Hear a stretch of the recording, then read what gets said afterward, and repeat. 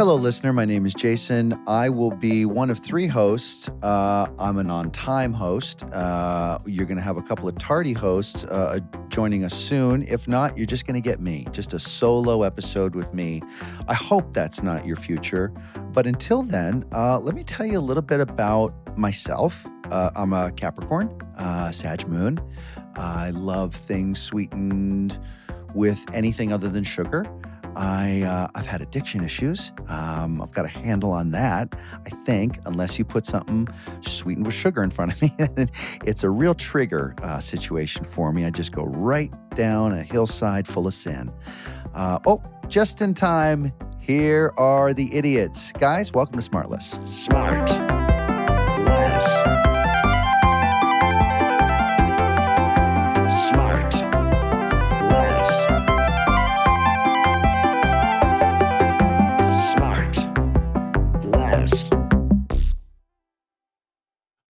The listener does not know this, but this is our second episode today that we're recording.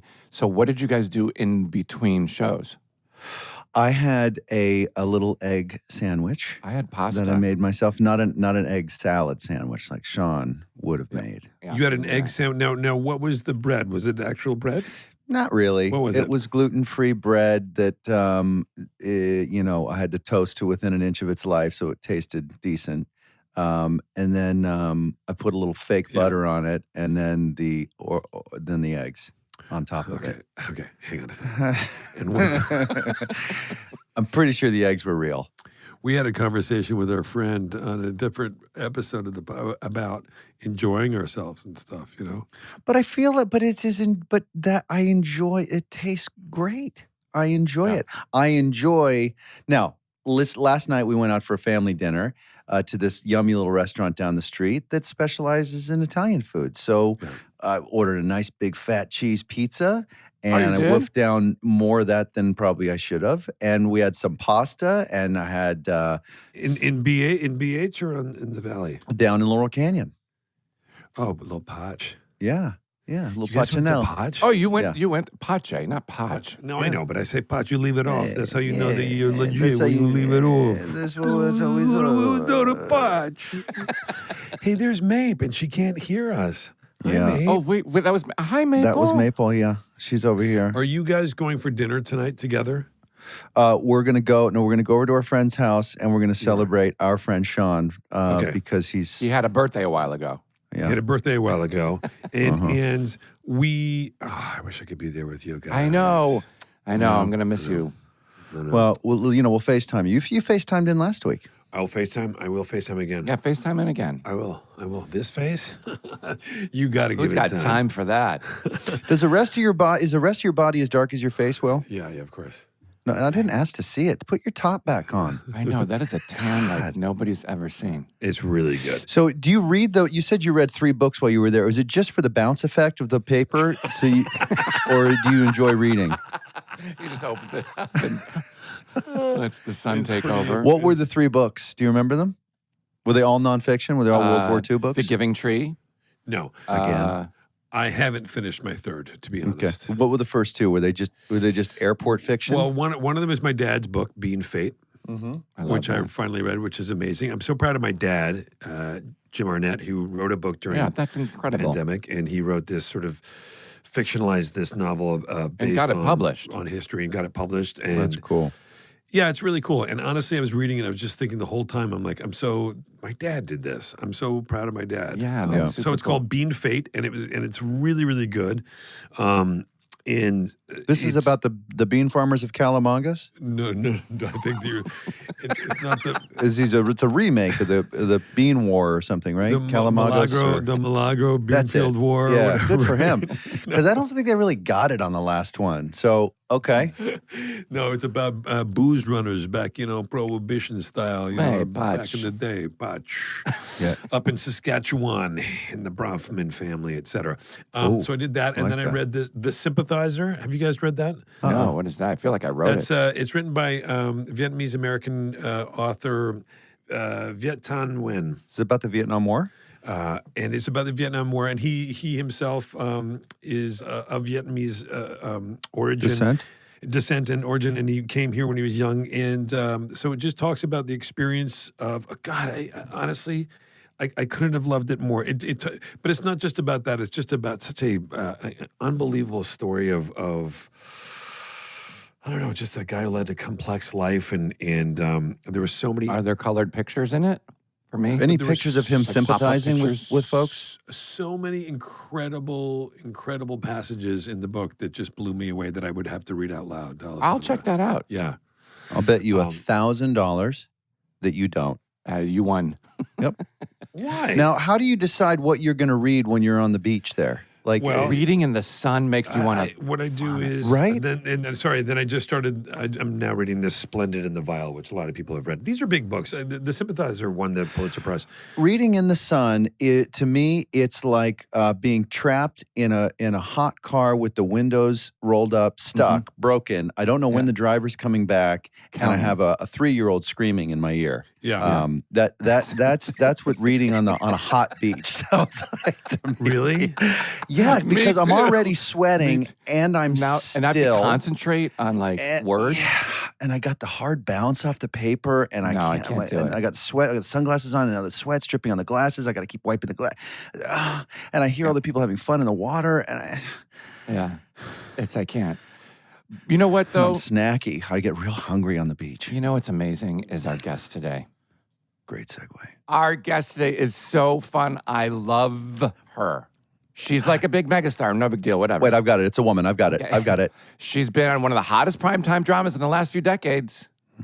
She's born and raised in the Bronx. She's a New Yorker through and through.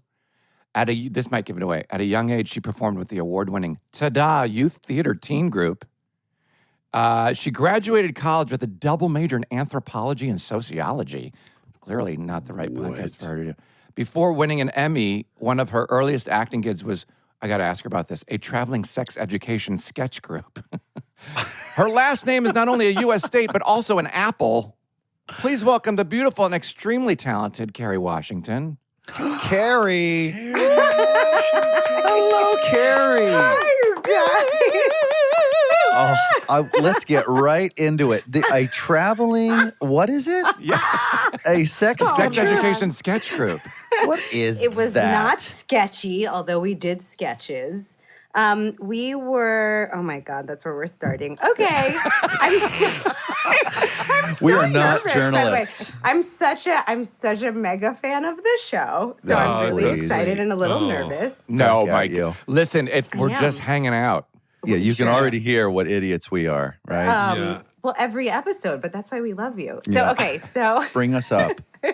when I was a high schooler, when I was a teenager, I worked for the Adolescent Health Center in New York City at Mount Sinai Hospital. And it was like the beginning of the AIDS epidemic, like late 80s, early 90s. And we wrote these sketches, these skits about safer sex issues and losing your virginity and drug abuse and LGBTQ rights. And So it was like, I find you attractive. I find you attractive. Hold on, let me get a condom. what was like, how do you ask your boyfriend to put a condom on? Or how do you put a condom on? Or how do you make that conversation sexy? Because all the research was like, people have the information, but the behavior change is not there. So we used to write love these to hear the shows first where few we were. pitches. Me too. I would too. By the way, I've had, God, Kerry, it's like you gave me a bat and you put me at the plate, and I've just been standing here and you just been throwing softballs up, and I'm doing all my best because I want to impress Don't hold you. back. Don't No, hold because I back. don't want to be just a total dirtbag, and I'm just like, man. Be yourself, Will. It's Be hard. yourself. This It's is your hard. space. I'm a guest in your house. Do you, sir? What was the draft that made it to the stage on how to put on a condom in a funny way? Well, we used to teach kids how to put condoms on by using bananas, so that always got a laugh. But it was really more like, I mean, the first sketch I was allowed to do was actually a scene about whether or not I was 13 when I started doing the show. So the only sketch they would let me do in the beginning was, should I lose my virginity or not? And it was a whole sketch about like my really cute boyfriend who's kind of pressuring me, and I don't know if I should or shouldn't. And then the cool part, and this was actually incredible acting training, was that the problems of the show were unresolved, and we would stay in character after the show, and the audience would like solve our problems. We would ask the audience for advice. So they would like be in conversation. Yeah, we stayed in character. And then doesn't that mean the show's still going? No, like the show would end and then we'd do a Q&A, but our Q&A would be in character. And sometimes I would be playing like more than one character. So I'd have like a baseball hat for the girl who wasn't sure she should lose her virginity, and then like a red scarf for the girl who was like needed to tell her brother to stop selling drugs. So we had all these different like, conflict issues, and I got to develop character backstory and learn to be spontaneous, and I found my yes and while doing sex education. But what was this group that sounds somewhat charitable and altruistic? You're judging me. I hear you No, but me. it sounds like you're like doing great thing. I wish I was doing stuff at 13 that was going around and doing doing shows. But doing shows for like hospitals. Didn't you say this was like? We performed at like schools and community centers. How did you get involved in that? That sounds like you were walking around with a bunch of very nice people. I have great parents. I was really into acting, and my mom had read that there were auditions for this. I had done children's theater with that company Tada that was mentioned, which is a company in Midtown. Funny. And this was like for teenagers, and my mom had seen an ad about it, and my mother's an educator, so she was like, educational theater is a great thing. And then I came home with all these pamphlets about like gonorrhea, and she was like, what is this? I'd love to see the one act on gonorrhea. You're like, don't worry about it. We're going to put a condom over a banana. It'll be all good. We're going to fix the world's problems one banana Funny thing at a happened time. on the way to the theater. Yes, exactly. Wait, Kerry, I want to get this out of the... Okay, guys, I have kind of a long story. I was wondering if we were going to tell the do story. We're going to do it, and we're just going to get past it. Because how could we not do it? Should Will and I lay down? Or? Yeah, no, so you guys... I was shocked that you asked me to be your guest, because I was like, there's no way we're not telling this story. Of course we're talking about it. Me being punked by Sean Hayes. So these guys have no idea what I'm going to say. So it's like, if you can hang in there for like 2 minutes, which is a long time, but it's a long story. Because here we go. It's one of the most embarrassing things that's ever happened to me. I was shooting a pilot last year and sent a long email to Kerry asking her to help me out. And she emailed me back. Let me jump in. Yes. Nicest email I've ever gotten in my life. Great emailer. Like, you know the emails, the notes you get. You know the notes you get from a fan where you're like, I should maybe call security because this person is like really loves me. It was that, but it was like from another famous person, so it was okay. And it was like somebody that I respect and admire. So I was like, oh my God, I was so moved. I was likewise. deeply moved. I meant every word. So, and then there was the ask. At the bottom of it. Always, right? So, but Kerry emailed me back, asking for my number, and said, I'd love to call you to chat more about it. Great, fantastic, wonderful response. At the same time, I was guest hosting a few episodes of Jimmy Kimmel's show, and while there, had befriended a producer named Aaron Irwin, who's now a good friend. So one night on my way home from the shows, I got a text on my phone saying, I'm watching you on Kimmel right now, and you're doing great. And I was pleased by the message, but I was like, perplexed because I didn't recognize the number. And then I decided, and I deduced that it was Erin from Kimmel who was maybe watching like a rough cut of the show, because we just exchanged phone numbers as I left the studio, but I hadn't put her contact info on my phone. Here we go. So I pulled over and I saved the number in my contacts as Erin from Kimmel. Now, I'm at home, I'm at home eagerly awaiting the call from Sean. Right. Because this is my number one fan. My dad doesn't love me this much. And now I think I'm gonna get a healing because somebody who loves me is gonna get on the phone with me, and it's gonna change my life. And even though I'm gonna say no to the ask, we're gonna be friends forever. Right. Perfect, right. Big load of junk food just to prop you up. Perfect. All right, so the phone rings, I pick it up, I say, hey, and I see it's Erin from Kimmel. What's going on? Erin says, hi, how are you? Your email is so sweet. I couldn't wait to talk to you.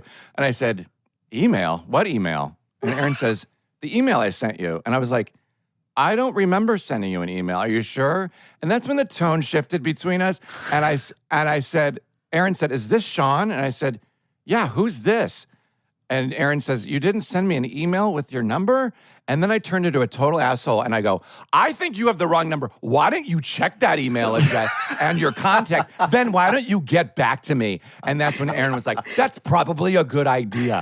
So I go sit down. I hang up the phone and I turn to my husband and I'm like, I'm being fucking punked because Sean Hayes sent me the nicest email I've ever gotten in my life. I just got off the phone with him and he was such a jerk to me. And he's acting like I made up the email. I was like shaking. I was like, why would somebody do that? Does he think I'm untalented? Why? I was so upset. I go sit down and talk to my husband, and I'm chatting. I'm telling you, I just got the craziest phone call.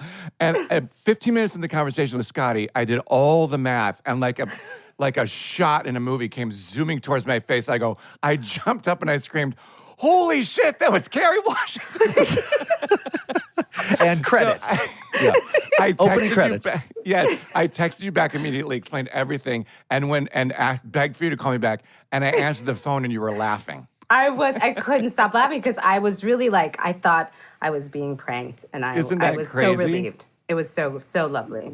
Wow. Oh, God, that was funny. Yeah. My feelings were so hurt. And I was like, I'm being gaslit. Like, he's gaslighting me. You guys have this great like shared history. Beautiful history. Are you jelly? You're jealous. A little bit jelly because we had our dinner. We had our dinner. We sat next to each other. We didn't know each other, and you were there. Don't say whoa. Yeah, you were across there. the table. Yeah, but I mean, it was for when you guys worked for me. You know, you guys have all worked for me as a producer. When we worked for you, when we did the Facts of Life live in front of a studio. Wait, audience. who was at this dinner? What are you talking about? Jason and Will were at a dinner. You know how when we did it, we had a kickoff. cast dinner to kick off for our episode, which I wasn't a producer then, so I have. Oh, that's right. You were a producer on the set. That's right. But I produced in the next two, and so these So gentlemen. sorry. Tell Tell the listener what we're talking about. Oh, we're talking about your sister. For your sister. This makes me so happy. I'm in the family. We for Norman Lear's live in front of a studio audience, which all three of you have graced us and blessed us with your And likewise, as on you those have. specials. Yeah. and if it weren't for really active producers like you and Justin Theroux, that show would not be moving at all. I do a lot more than Justin Theroux. Let me tell you something. I just want to put that out there. Justin Theroux, and he must be nominated for a Producers Guild Award this year because I mean this guy and got in Emmys. there. And just, He got in there. He rolls and up rolled his sleeves if he had them. He would have rolled them up if he had any sleeves. He would roll them up for sure. What is it with your thing with people not having sleeves? No, That's just so Justin. recurring. It's just Justin. Everybody wears them just except him. Justin. Yeah, every day Got of his it. life he has a cutoff. And by the way, sometimes people wear them, don't have them when they're at the gym and stuff. Yeah. But not everybody just doesn't wear them ever. Even Right, basketball right. players now wear sort of like a Yeah. under sort of long sleeve thing Yes, over their yes, with a cuff. Yeah, You know what sometimes. usually deters people from going sleeveless? Winter. That usually gets people to pop into a sleeve or two. Seasons. Not him. Not this guy. Not this guy. or mosquito infestations. He doesn't. It doesn't matter to him. He's He'll take fearless the that bites. way. He's fearless that way. Yeah. We'll be right back. Well, I'd be remiss if I didn't say that our next partner is Athletic Greens. First of all, let me just start by saying I take AG1 by Athletic Greens literally every day. I gave AG1 a try. I'm going to say it was about maybe just under 2 years ago because I kind of wanted to, I felt like I was missing something. I've never been like a huge supplement guy or doing any of that kind of stuff. But I thought AG1, Athletic Greens, I'd sort of heard about it. I started doing it, but I don't know. I maybe started taking it because of the show. There's a possibility that that's what happened. But whatever happened was I started doing it, and then the boys and Robin Bennett started doing it, and we all started noticing, first of all, I had better gut health. I felt more energized, and I knew that they'd said they could, it would optimize my immune system, which that sounds good. Sounds better than not getting an optimized immune system.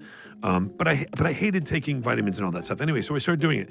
It is the best option for easy, optimal nutrition out there. You take 1 scoop of AG1 and you're absorbing 75 high-quality vitamins, minerals, whole food sourced superfoods, and probiotics and adaptogens to help you start your day right.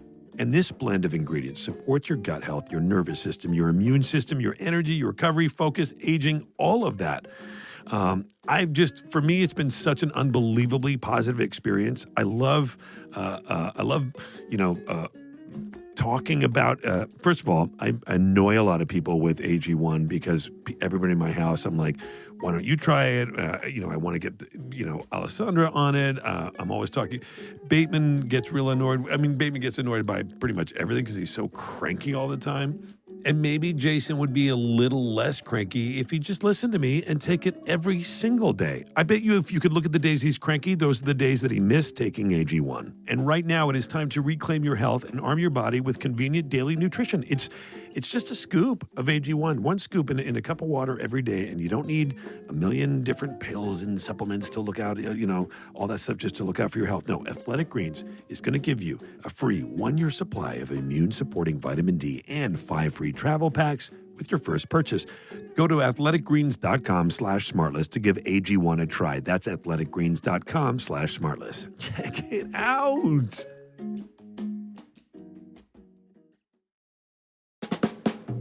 SmartLess is supported by Wondery Clothing. If you're tired of traditional old workout gear like me, you got to check out Wondery.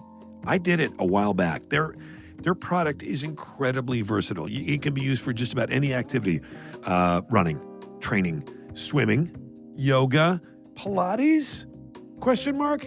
Taken away because that's a statement. It's also great for lounging or weekend errands. You can do everything they make is designed to look great in everyday life outside the gym. But also, and here's where it comes, but also work in the gym. So it's kind of, I think that Wondery should change their thing to Wondery. It's a twofer. Because that's just so simple. But they're not going to do it because it's just sometimes the simplest things are too brilliant. And they're brilliant. But just, Wondery, it's a twofer. If you just hear it, it makes sense. For me, I love the core short that they have. And I ended up getting, I'm going to be real with everybody here right now, all our SmartLess listeners. There are a few items that the folks over at Wondery very kindly sent to me a while back. I have since gone out of poche, as the French would say, i.e. pocket, and I have bought my own Wondery clothing, and I just took a shipment of Wondery swim shorts for my 2 older boys. So I just bought 4 pairs of swim shorts. True story. This is a true experience. Celebrities, they're just like us. I bought the shorts, and my kids, and my son was just wearing them he was surfing today, out here on Long Island, as Jason likes to say. And it was so easy to go on the website, find what I wanted. It was really, really easy. Just clicked it, got it, and it just came a couple days later. It was amazing. And here's what I like about Wondery. They 100% offset their carbon footprint. They're also reducing and offsetting 100% of their plastic footprint from 2019 and beyond. And they're utilizing better sustainable materials for their products, empowering your best active life. So you can feel good about the things that you buy and also how they're made. Wondery is an investment in your happiness. For our listener, they're offering 20% off your first purchase. Get yourself some of the most comfortable and versatile clothing on the planet at Wondery.com/smartless.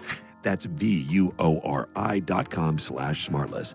Not only will you receive 20% off your first purchase, but enjoy free shipping on any U.S. orders over $75 and free returns, which you're probably not going to need. So go to Wondery.com/smartless and discover the versatility of Wondery clothing. And hey, if you see me in the street, say, hey, Wondery, it's a twofer.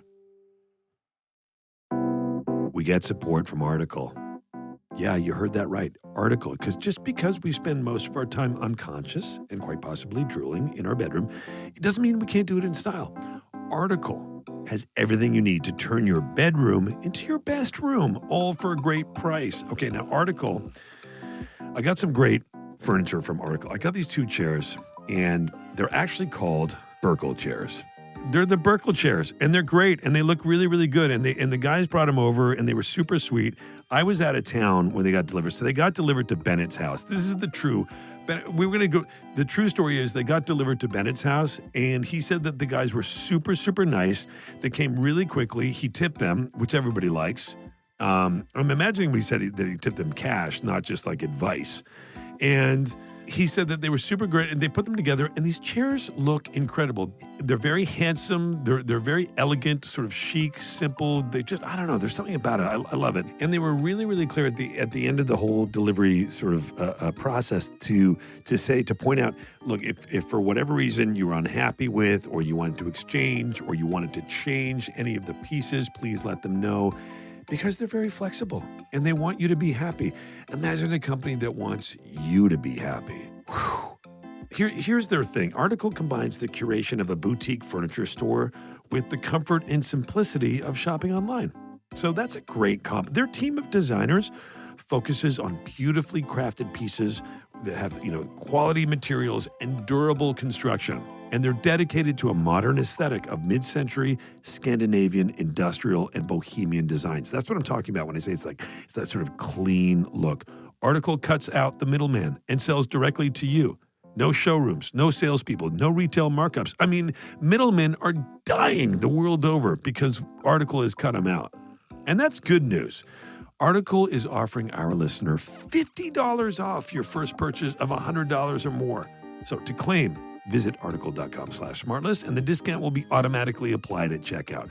That's article.com/smartless for $50 off your first purchase of $100 or more.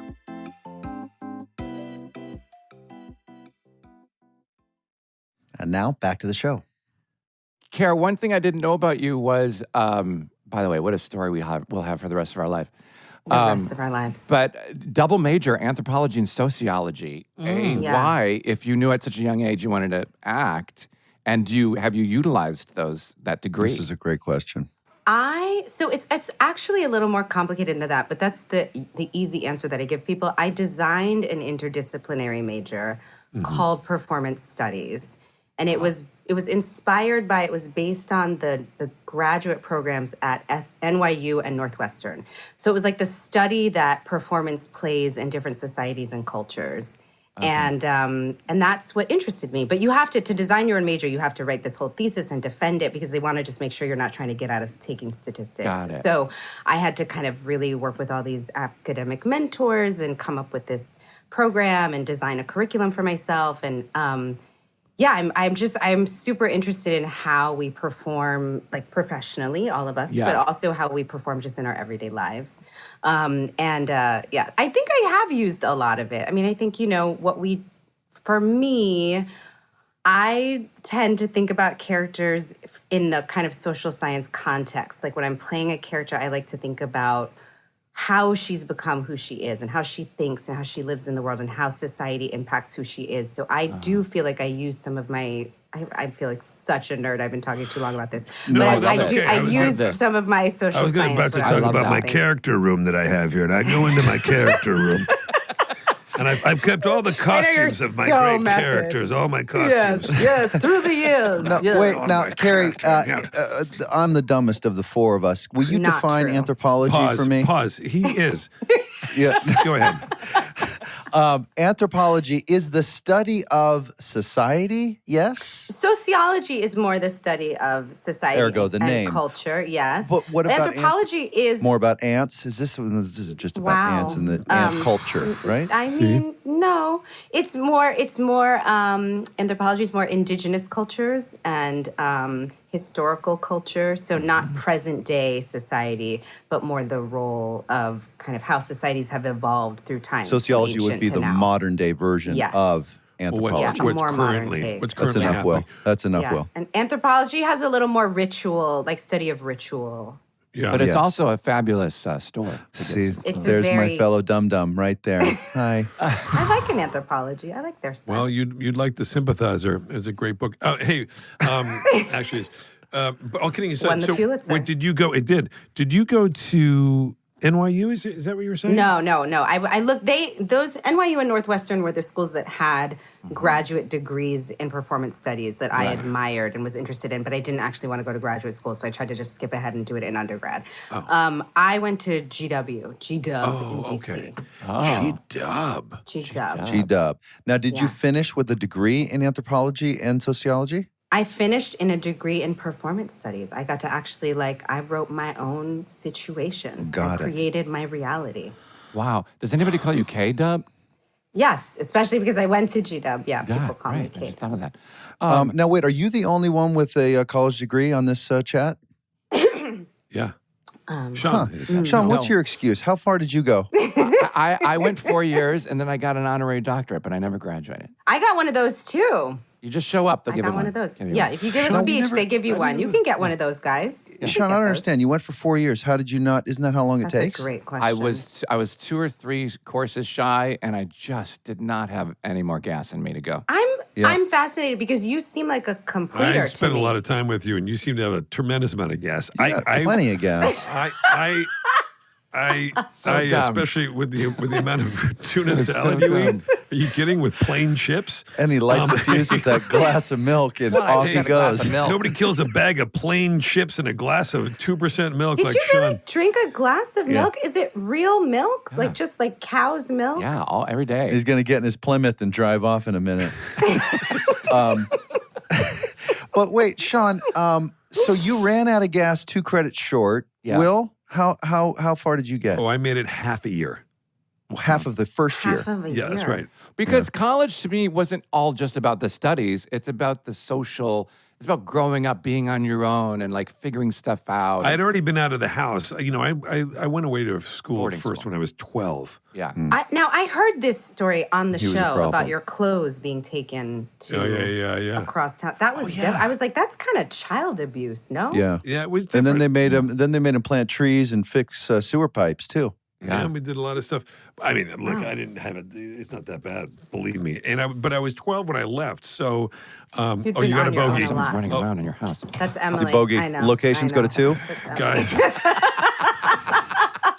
Emily's actually she has listened to your show longer than I have. Hi, Emily. Emily. Hi, Emily. Emily, We're they're saying saying hi. hi. Hi, Emily. She's saying Hi. hi. I'm geeking. She's geeking out. when Emily- I was at dinner with you guys, when I was at dinner for the Cast for Live in front of a studio audience, I actually had not listened to a single episode yet, and I was embarrassed, and so I faked having listened to a few episodes, and I was You able told to me do you so loved it. effectively. She's I got know. skills. She's a professional liar. Well, I'm an actor, Yeah. but I knew just from hearing Emily talk about it and also hearing my husband Namdi talk about it, I had enough context clues and like reference points to pretend that I had seen, but I hadn't watched and I'd listened. And so then I went home and felt bad, so I started listening, and then I was like, this is the best. That's okay. podcast ever. Jason, tell Kerry how much you love Scandal every episode. Yeah. Yeah, I've seen tell as me how many much of episodes of Scandal you've Scandal as seen. you have seen of Arrested Development, Sean. Ooh. I what do have you- watched Ozark. Now, well, thank you. What do you guys do about that? Because we all know a lot of people and are friends with a lot of people that do a lot of stuff, and you can't possibly see it all. Can't So, watch it all. yeah, do you feel bad about that? Do you lie about it? Do you make an effort? I'm terrible about it. Well, I've just admitted that I lie sometimes, but I try Yeah, not I mean, to. Kerry you- lies. I don't think you That's- didn't really lie. And now all her friends, it's out there. They know that she just lies, and that's fine. What I do is, what's hard is, Sean, you know this one is like when you go, when somebody says, I'm in a show on Broadway or I'm doing a play or whatever, I'm always reluctant to go because you have to go and say hi to them after. Well, now, Kerry, talk about that. Oh, yes. I've changed, Will, since we talked about that. Like, I know somebody, I won't say her name, very extremely, gigantically, globally famous who came to one of my shows, and she didn't come back. And I was like, I get it. We don't really know each other. Why would she come back? It makes me spiral when somebody doesn't come back. I'm maybe that just means I'm an insecure person. It freaks me out. No, but how do you know that they're there? Because that's the part that They is tell so. you. So, listener, The house manager tells you. So Tracy, when you're doing a show in New I love York, I think Tracy. specifically Oh, in New God, York, for or is it in Tracy. Chicago too, Shawnee? Anywhere. You end Anywhere. up finding out if there's anybody who has a SAG card that's sitting in the audience, and whether you've invited them or not. SAG card, Tracy, sidebar, Tracy, that's the Screen Actors Guild card. Double Tracy sidebar. So if they don't come back, like you have to go back and say that you love the show, even if you don't know the people in the cast. I just found kind of do. that ritual to be weird. Well, that's what It I mean. is So I don't want weird. to It lie. is So weird. I just end up not going to stuff because I want you don't have to do it. Because you don't want to go and not like what you see and then have to lie about it. Because I'm Oh, aren't you a person of integrity? no, I'm not. But can't you go to a I just don't show? want to get busted for lying. Can't you go to a show without anybody knowing that you're there? I mean, like, Yeah, who's which is clocking why the I audience? go into my character room. It depends on the show and the audience. Like for me, I could never in my life go to a show that has a black cast and not go go backstage. backstage because they will know that I'm there. But wait a minute. You're saying if you're in a show and somebody in the audience has a SAG card and doesn't come back, you take that personally? Yeah, there's an actor who I knew had come to see a play I was in called American Son, and he did not come backstage. And unbeknownst to him, I held it against him for like a year and a half. I was like, I just thought, how, like, why? It was, why? Yeah. Why? Did you ever run into that actor and ask him? Well, I then found out, because I'm friends with his wife, that she was the only one who had come and that she was running straight to the airport afterward. And that's why she texted me. And so I was like, oh my God, I've been like, he's been dead to me. Inside my heart, snubbing him at parties. Yeah, he's been dead to me for a year and a half for no reason. Oh You know what I'm going to Stupid. start doing? I'm going to start going and taking in a lot of theater and making a point of not going backstage. But hanging around outside a lot for Like a a long while time. and then leaving and then going like, not only did he not come back, but he didn't even run off. was here. He was here for a while, milling around. What I learned in that is that I have to be more generous, right? Like, and I try to be more generous in my attitude toward people, but that was a really good reminder of like, you don't know what's going on in people's lives. Right. Like, even if somebody really snubs you to your face, you don't know if they just had a car accident or like, Right, it just right. was a reminder, like, be generous, Kerry. Yeah. The world just does not revolve around you and your Broadway But performance. you seem constantly happy, sunny. You don't seem like a dark person. What would get the what would get the real ire up in you? When are you the nastiest? Finally, we're going to meet the gosh, real that's Kerry so- Washington. No, Finally, we're well, going to meet you. Is it traffic? Is it people that cut you off in traffic? No. Is it? I'm not a traffic, because I'm not a very good driver, so I have to be generous when I'm driving. Okay, what really pisses you off? You know what? Dishonesty. Like, to circle back, like, if I feel like I'm being gaslit or people are keeping information from me, Yeah. Right. in that way, you know how, like, people really like to infantilize actors? Like, they don't want Yeah. to talk to the talent. They don't want to tell talent things. Right. Or, like, just in my life, throughout my life, whether it's because of my acting or whatever, if I feel like people aren't being honest with me, it really upsets me. I don't This like is it. what makes you a good producer, right? Yeah, maybe. Somebody who's like holding the information and then sort of disseminates it throughout the Yeah. production. You understand what a value that is and how bad it is when you're on the other side of that, not getting it. Kerry, by the way, I can relate to Yeah. that. I'm like, tell it to me straight. Yeah. Yeah. Just let me Tell know. it to me fucking straight and I'll decide how I react. Right. By the way, honestly, Will, if you come to see me in something, like, let's say accidentally, Sure. you stumble upon a play that I'm in on Broadway, you don't know I'm in it. Yeah. Sure. If you came backstage and you said, I'm not crazy about this one, it would make me feel closer to you Yes. Yeah. than you 'Cause you're honest. leaving. And Carrie. I appreciate the transparency. I'm making this pledge to you today that I You're going to tell me when I suck. will always be honest with you. I will always be straight up with you about Thank what you, I think Will. about where you're at. And I want you to Thank know you. that. And forget it. Thank On you. performance, on stage, and Oh in my your God. life. This Okay? is amazing. I'm so Kerry, the moved. worst thing, wait, real quick, the worst thing anybody could ever say when they come backstage, boy, it looks like you're having a lot of fun up there. That's the kiss of death. That is the worst. Or they're like, you guys did that. That was, you did that. You do this how many times a week? Yes. Wow. That's the thing too, is it's so you're so vulnerable. When you're Yeah. on stage, there's no edit room, there's no score to hide the moment Right. that wasn't fully honest. Like, you're just so vulnerable up there. So I think that's probably why I was also like a little more raw than usual. Yes. Now, in the world of not being told everything that maybe they should be told, in Yeah. the world of series television, Tracy, Yes. oftentimes actors will not be told how that particular season is going That's to right. end. Now, you're a producer on that show, so you probably have more access to storylines. But have you had that instance with the head writer about, let me know what my finish line is as an actor, so I can calibrate what the arc is to get there instead of waiting to read each episode, piecemeal. Yeah, I was not a producer in the beginning of Scandal. I became a producer later on in the life of the show. And director. Yes, Yeah, and director. But my favorite example of not knowing was we had a guest star named Joe Morton, And Joe Morton is an actor I'm a huge fan of. He did an incredible John Sayles film called Brother from Another Planet. Oh, I love Joe Morton. He's so good. He's a stellar. And he came out, he was like the one guest star that came on our show that I called home to mom and dad and was like, oh my God, Joe Morton's on the show. And I was never in scenes with him. He was always in scenes with these other characters on the show. And every table read, I'd be like, God, I really hope that we can do a scene together. And he'd be like, me too, me too. And I knew that he had been in talks to do Romeo and Juliet on Broadway, and he had dropped out of that to come do Scandal. And I was like, he doesn't even get any scenes with number one. Like, why did he drop out of this play on Broadway? He's got no scenes with me. Like, why did he do that? And I just was super like, what's going on? At the end of the scene, the very final line of that season was I get in a car, Joe Morton is sitting across from me, and he says hi, and I say, with a question mark at the end, Dad?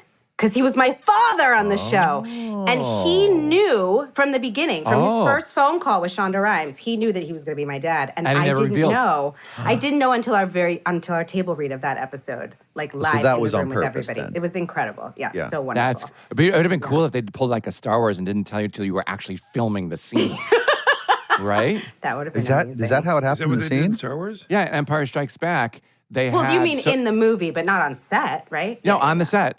Darth Vader just blurbed something else, and then in post, they put you are Luke, I am your father. So that the crew didn't know, nobody knew until the movie came out. Right. And I think Mark Hamill knew? I think Mark Hamill knew, yeah. Wow. Isn't that wild? They were trying to protect the crew from leaking that to the fan base. Yeah. I think that's what I heard, but I don't know if that's true. Yeah. Hey, Sean, any more great tidbits from fucking the Winter Circle? 70 years ago? Yeah. Also, what about Chris Pine's audition process for Star Trek? Let's bring Scotty in to give us some light on that. Do you know that the bridge on the Enterprise actually wasn't a bridge at all? Kerry, was Scandal the first thing that kind of changed your trajectory, or was it something else that made people really take notice, or do you think that that's the thing that really launched you? That was the thing. I mean, I had a really great film career before that because I had been in like these Oscar-nominated films. Like if I had a joke that if you hired me to play your wife, you would win an Oscar because I was with Jamie Foxx and Ray, and I was in Last King of Scotland with Forrest Whitaker, and so I had done but nobody connected that the girl from Save the Last Dance was the girl from Ray, was the girl. Like I was kind of a character actor, and it was like sort of disappearing into these really fun, very different films with accents from all over the world. But TV is just different, especially before streaming, right? Like TV was a different beast where all of a sudden I was in people's living rooms every single week. Like how many people do you have in your life that you actually spend an hour with every week other than your shrink? Not a lot. So it's a very intimate relationship. Talking to you, Sean. I'm talking to myself and myself. So it definitely changed it changed, sort of the level of how I walked in the world, maybe, or like level of fame or whatever. Yeah, and were you scared to step in a role of leadership like that, or was it finally finally, my God, this is like what I've been waiting for to be like the number one on the call sheet kind of thing? No, I really, there was all this pressure because at the time there was all this talk. Every interview was about the fact that in almost 40 years, there had not been a Black woman as the lead of a network drama. Every article in the beginning. That's what. And I was like 37 or something at the time. So in my lifetime, I had never seen a Black woman as the lead of a network drama. And so that's all my pressure was my fear of like, if I screw this up, they're not going to let another woman of color be the lead of a network drama for another 40 years. I knew that we had to get it right, and I just had to work as hard as I'd ever worked on anything in my life. But luckily, I'd worked with amazing number ones. Like Jamie Foxx is the best number one in the business. No offense to you other number ones on here, but he's just the king. No one's better than Jamie Foxx. Django, Ray, like having worked with him in those, he's just he's so generous. He's a team leader. He's a coach. He's a cheerleader. He's everybody's dad.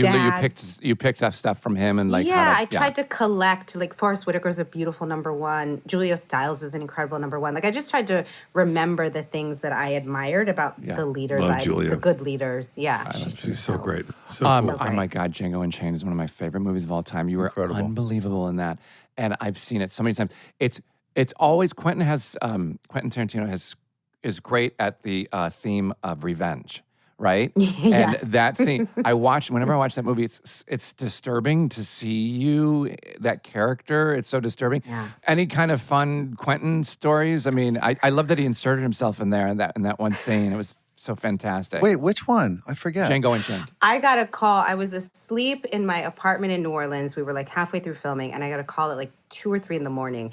And I pick up the phone. It's like, and I was like, hello? And I hear Leo DiCaprio and Jamie Foxx being like, yo, we need to talk. And I was like, what's happening? And they were like, Quentin wants to be in the movie. And I was like, what? So that like unfolded in the middle of shooting. Really?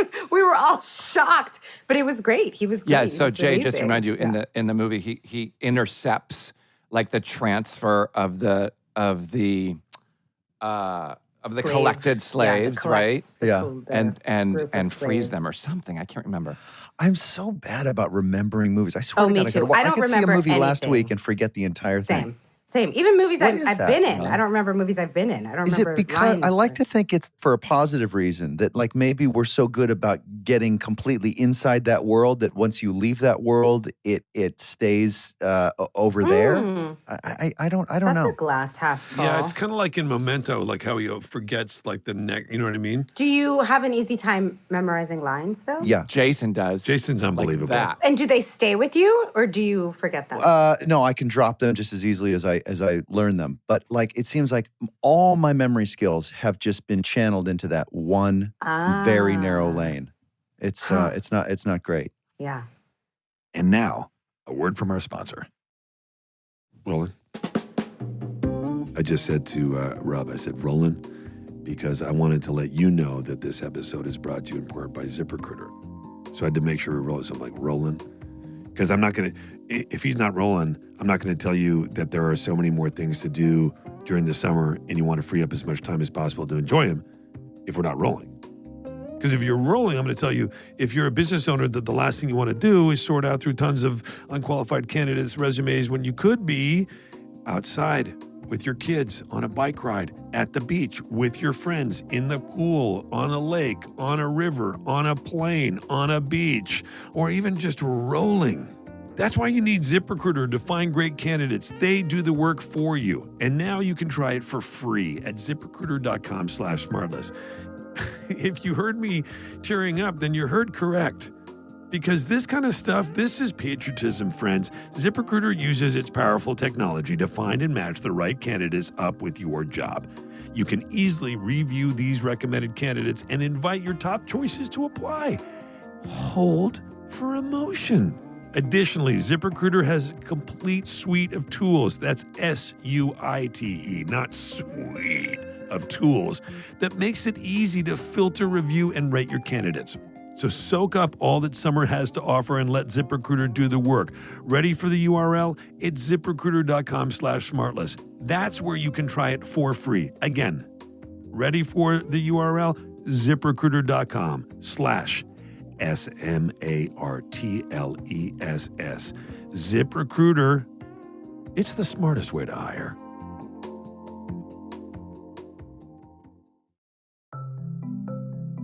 SmartLess is pretty savvy in that they get support from Keeps. Hey, listen, you want to stay ahead of your hair loss? Well, you can do it with Keeps. 2 out of 3 men will experience some form of hair loss by the time they're 35. There are only 2 FDA-approved medications that can prevent hair loss, and guess what? Keeps offers both. Oath. Keeps offers a simple, stress-free way to keep your hair. You'll get convenient virtual doctor consultations and medications delivered straight to your door every 3 months. You don't have to leave your home. Get 24/7 care and support. Keeps has a network of expert medical advisors, prescribers, and care specialists to support you in making your hair goals a reality. Treatments start at just about $10 per month, and Keeps offers generic versions of the 2 FDA-approved medications to prevent hair loss. And treatment plans are affordable, typically half the cost of pharmacy prices.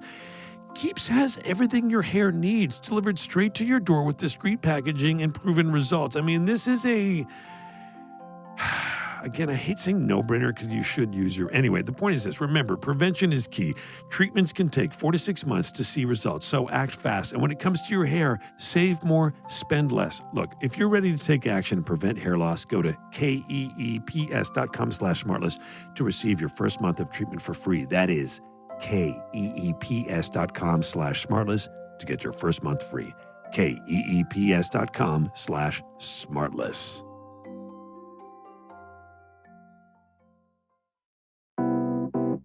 Thank you to FanDuel for their support.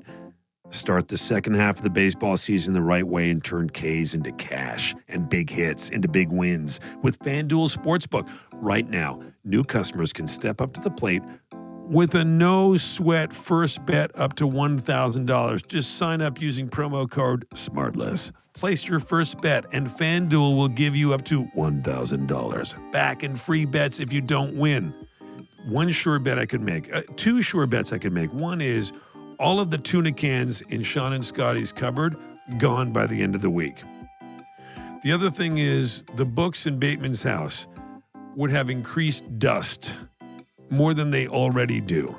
Those are sure bets. Like those, that's a no sweat bet for me. When you go to Bateman's house and you pull a book out and you blow on it, it's like one of those sort of like cartoon dust that you see in a movie. You know? And it's like that's what it would be like. Look, those are no sweat bets that I'm confident making, but for whatever no sweat bets you're confident making, go to FanDuel. There is no better place to bet America's pastime than on America's #1 sportsbook. Download the FanDuel Sportsbook app and sign up using promo code SmartLess to get started with your no-sweat first bet up to $1,000. 21 plus exclusions apply. See show notes for full disclaimer.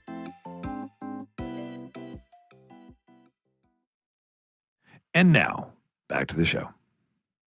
Kara, what if I asked you this question and you had to think of something really, really fast? Okay. Who's one or two of your favorite actors of all time that you worked with? Meryl Streep. And Controversial. yeah. I'm being honest. Not a lot of people agree with you on that whole talent assessment thing. What TikToks is she in? Have we seen her on a TikTok? What TikToks has she been on? And I mean, it's hard. There's so many. You can't but, top Meryl's Jamie the Foxx. obvious. Yeah. I love that was the first one. And Jamie. I love Jamie. Yeah. Yeah, I just love him. I love What was him. your first paid acting gig? My first paid acting gig, I played a cheerleader. I don't think I had a name. I think I was like cheerleader number 2 in an ABC after school special called My Special Angel. Oh, wow. I think. Who was the angel? I don't know. I don't remember. I may have done a PSA or something before that. God, after school specials. Remember those? After school special. Jason, did you ever do an after school special? I don't know if I did an after school special. I did a few movies of the week. Those were good. Remember there used to be a CBS, NBC, ABC. They all used to make their own movies and they'd run Sunday night. Yeah. Yeah. Now it's like Hallmark Channel does those in Lifetime. That's right. Wait, so Kara, and the other thing that I went on and on about before, but I'm going to do it again because you're so amazing, was American Son on Broadway, which I didn't get to see because I was doing something, and then but elated to see it Promises, on Netflix. promises. So first of all, it was such an ingenious idea to film the play like that. It was like it was like a hybrid of stage and film. I'd never seen anything like it. Your performance was off the chart, like it was amazing. Wait, you're allowed to do that? You can film a play on Broadway? No, So really the reason I came up with that idea was because I never seen love anything producing. like it. I love producing. I fell in love with producing at Scandal, and the first film I produced was a film called Confirmation for HBO where I played Anita Hill. Nice. And then I fell in love with it. And so they came to me to do this play on Broadway, the producers, and I said, sure, I'll be in it if I can help produce. But on Broadway, producing really just means finding money.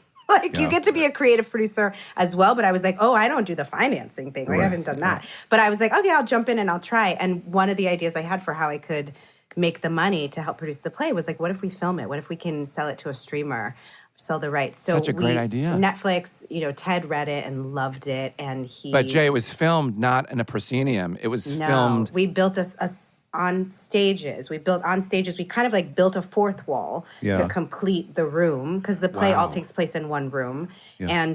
And so we just completed the room and shot it on a stage in the one room. Your performance was just mind-blowing. It means so much coming from you. Thank you. It was. Thank you. Well, not that much, but I really want to see it. I really, really. By the way, it's on Netflix. I'm going to watch it. Do you have an account? Well, I share it with like 20 people, but I'm gonna watch it, and then I'm gonna get your number from Sean, and I'm gonna text Aaron from Kimmel what I thought about it. You might be texting Aaron, and I'm gonna be honest. Now, Kerry, where are you right now? Are you home? Or are you traveling? Are you on location somewhere? I'm not home. I'm on location because we're doing a new YouTube series at my company. Really? Called The Street You Grew Up On. Ooh. And it's something I started in pandemic because my production company is named after the street that my mother grew up on in the Bronx, Simpson Street. Yeah. And when we were kids, we used to hear all these stories about like all the shenanigans that went on in Simpson Street. So I feel like that's my once upon a time. Like my grandparents came to the States through Ellis Island. They immigrated from the Caribbean and they lived in the Bronx, and Simpson Street was like, where it all started, where the dreams began.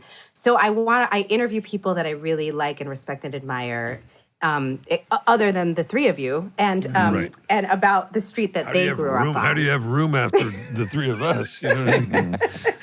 So and I asked them questions about the street they grew up on and what their childhoods were like. Great idea. That's really cool. Yeah, it's fun. So we're doing a bunch of them today. You know what I always wanted to do, but you can have this idea if you want. Eat an entire carton of ice cream by yourself and then do it again right after? Yeah. And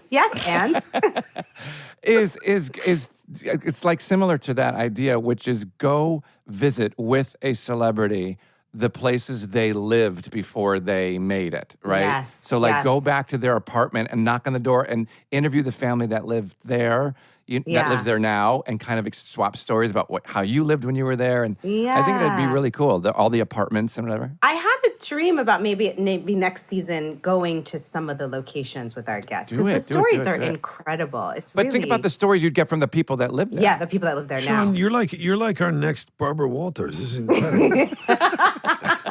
Wait, so the first next? question that I ask everybody is to learn the name of the street that they grew up on. I ask their porn name. So I want to know the name of your first pet and the street you grew up on. So I want to ask you three your porn names. Not your actual porn names that you have used in the past, because I know you have those. So it's the pet's first name and then the street you lived on. Your first pet. First pet for me was a little bird that was a cinnamon color, and so he was called Cinny, or she was. Cinny. So, and then the first street was Emerson. Cinny Emerson. There you go. I like that. That's kind of cute. Sweet little Cinny Emerson. That's my middle name. Cinny. Emerson's my middle name. Cinny Emerson receives a lot in these porns. Not a lot of giving. Mostly catching. She's good at it. Yep.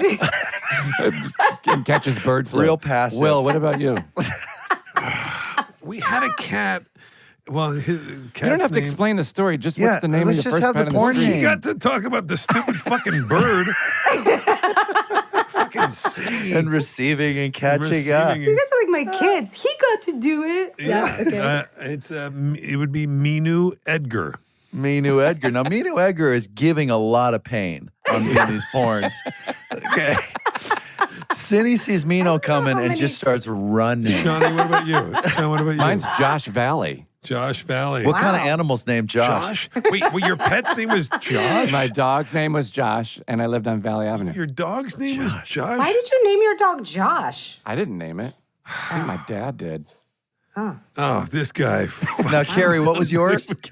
Mine, the best was that I interviewed my mom for the series, and I was like, "You didn't have any pets, Mom, did you?" And she said, "No, we did. We had a cat named Big Boy." So my my mother's porn name is Big Boy Simpson. That's fantastic. Cindy just exploded. I had hamsters. Yeah. I had hamsters named Trick and Treat. And I grew up on Pugsley Avenue, so I'm Trick and Treat Pugsley. Also very active. Trick or treat pugs is. Yeah. Yeah. Wow, that's so cool. I love that. And that's how you launch into That's the how we story. start each episode. Yeah. That's yeah. great. I love that. Yeah. So in a perfect balance, then how often are you working? How often are you home? Yeah. Like how often do you like to be bored throughout the year? Because I think boredom is the route to relaxation. If you can try to find. I think you're right, but so I'm not very relaxed these days because I haven't been very bored. Yeah. This is the main theme of my therapy these days is figuring out how to schedule more like open creative time, because I am a doer. Like I really like to be busy and I like to accomplish things and feel like I'm being productive and useful in the world, but I also really, really love my family and spending time with them and being able to read a book on the beach. I'm with the reading the book on the beach team. I do. can't do it. Thank you. I do. I'm with That's that. the worst. Or even listen an audiobook. Sean, what if you were in like in a nice cabana, right? So we've got nice breathable fabric around three sides of you. We've got a nice roof over the top. We've got some sort of a frosty drink. You're in Bermuda shorts and a Hawaiian shirt. I'm gonna be thinking. I know what you're asking. Could I read a book then? Yeah, and you got a nice fan on you. Maybe there's even with a little the portable fan TV. that has the mist. Oh, believe me, Sean's never met a fan he didn't like, okay? Hey,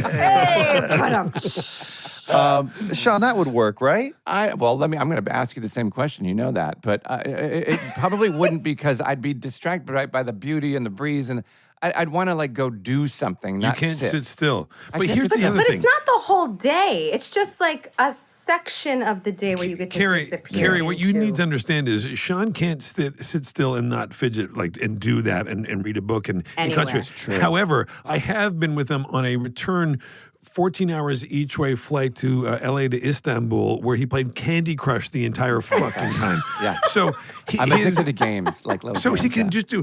And by the way, calling that a game is like fucking, like calling a pamphlet a book. It's just like. Why don't you just rip the door open and jump out? It's somewhere over the Atlantic. And just like, how could I still be engaged with this 8 hours in? I'll never forget that flight too, because they fed us 80,000 pounds of food. Like, Yeah. they just did not stop serving Were you food. guys sitting up front? I remember eating. I remember sleeping for like 6 hours at one point, and then waking up and being like, "Oh man, and looking in Sean's and Scotty, same position."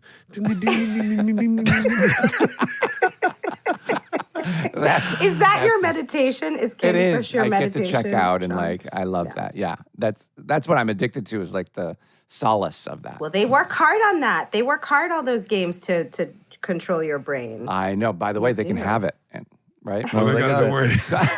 Yeah. Turns out they claimed there wasn't much to grab. They took what they could. They really Candy crushed my brain. All right, so listen, we're going to let you go soon, I promise, but I want you to talk about the Prophecy podcast. What is it? Because it sounds amazing. You're starring in it, your EP on it, and it stars Lawrence Fishburne, Daniel Day Kim, and David Oyelowo. Oh yeah, I want to. Yes, so I want to thank a lot of the folks that I work with wanted me to do this podcast even more than I. I mean, I'm such a Uber fan, but there's a guy on my team named Will who was like, "We have a podcast coming out, name. Prophecy." So it's a bad name, but sounds cool. he sounds brilliant. Will was like, because we're doing a podcast, we have to be on the best podcast. So that is part of why I'm so happy to be talking to you guys.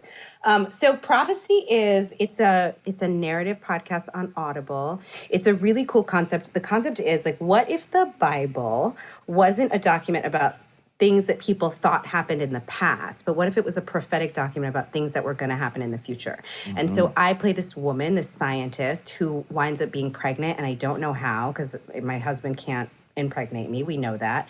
And my name is Virginia Marilyn. So like Virgin Mary. And there's a scientist named Jonah who gets in a situation with a whale and stays alive for 3 days. And there's a guy named Daniel who's a zoologist who ends up in a lion's den and they don't kill him. And it's kind of like these biblical happenings are popping up, and what does it mean and how do we deal with it? And it's very cool. It's a great idea. It's like sci-fi.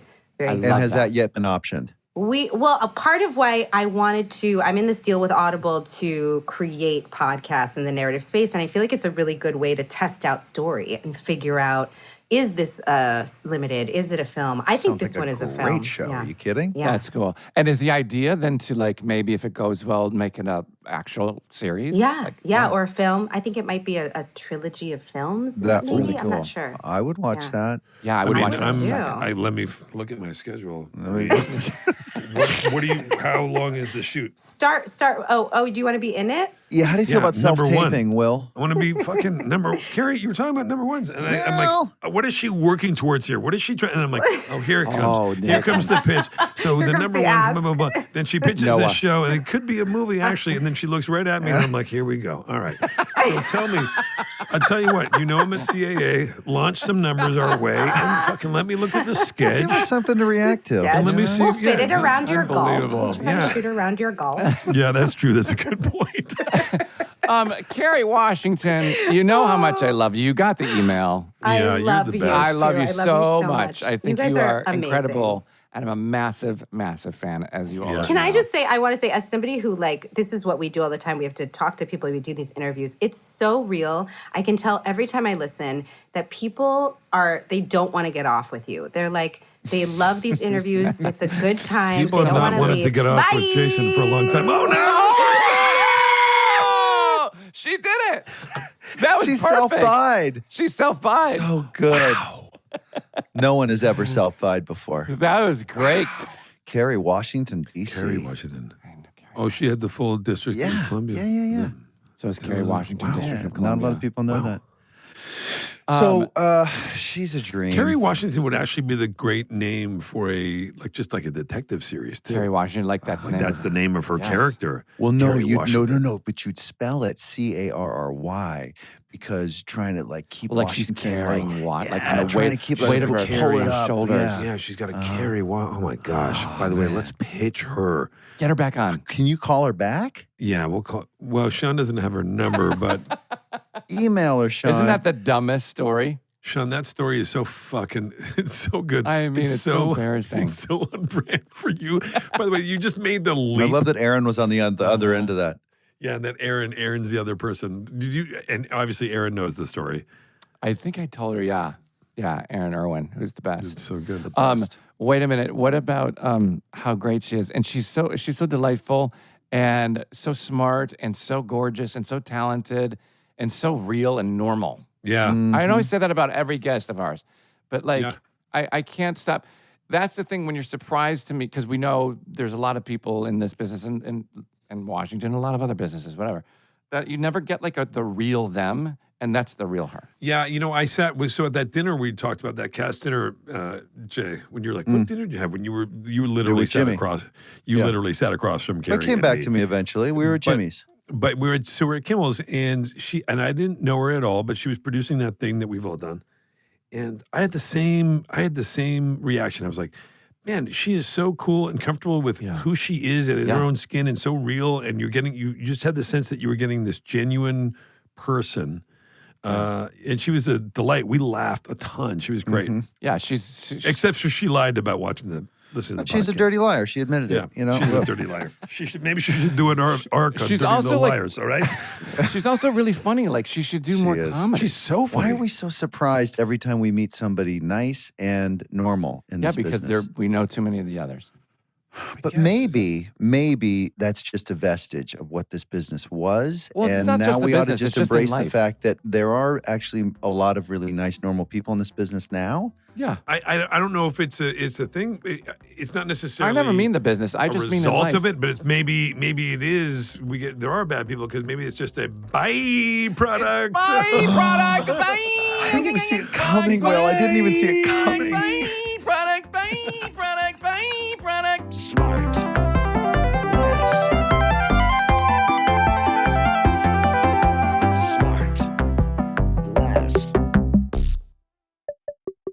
SmartLess is 100% organic and artisanally handcrafted by Bennett Barbaco, Michael Grant Terry, and Rob Armjarf. SmartLess. Our next episode will be out in a week wherever you listen to podcasts, or you can listen to it right now early on Amazon Music, or early and ad-free by subscribing to Wondery Plus in Apple Podcasts or the Wondery app.